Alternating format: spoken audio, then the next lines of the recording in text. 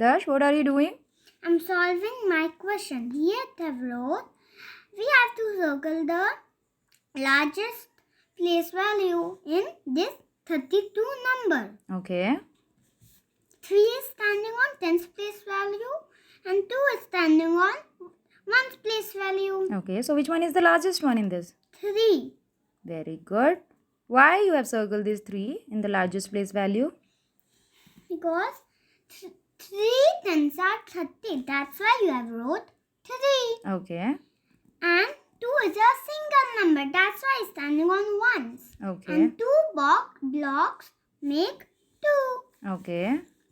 Okay. And here I have wrote, now we have to circle the smallest place value. Okay, which one is the smallest here? 3. Very good. Here I have wrote, now we have to circle the largest place value. Okay. 6 is the largest place value.